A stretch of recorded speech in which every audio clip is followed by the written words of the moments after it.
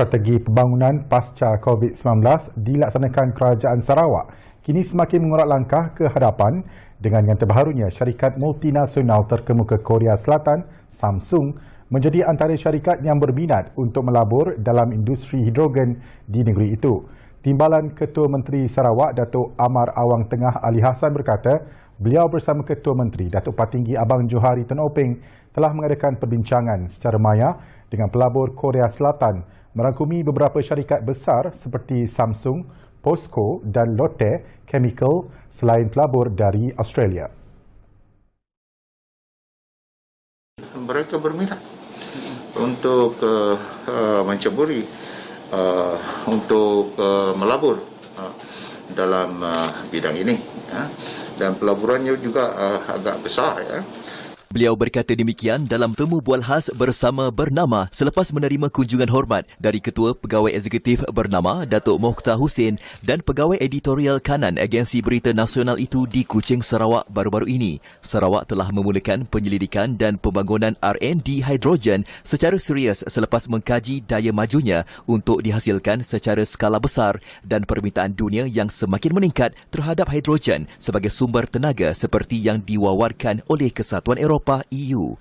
Dalam kajian hidrogen, EU menyebut bagi tempoh 2030 hingga 2050, pasaran hidrogen akan bernilai kira-kira 11 trilion dolar Amerika. $1 Amerika bersamaan RM4.16.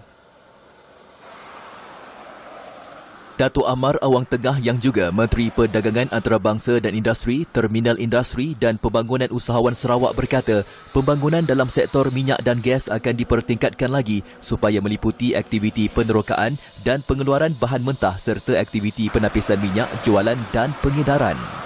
Sehubungan dengan itu, kita juga telah pun melantik juruperunding untuk membuat master plan bagi merangka pelan pembangunan industri minyak dan gas, terutamanya high value downstream activities.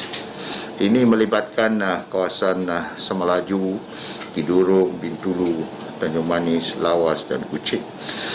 Selain itu, industri perkayuan Sarawak juga akan terus dibangunkan biarpun Sarawak sudah menepa nama sebagai pengeluar terbesar produk papan lapis bagi pasaran Jepun, Korea Selatan dan China.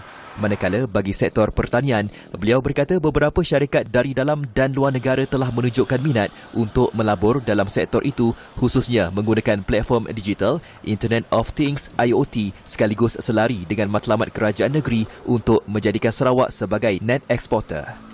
Beberapa sektor lain lagi juga ada syarikat-syarikat yang menunjukkan minat.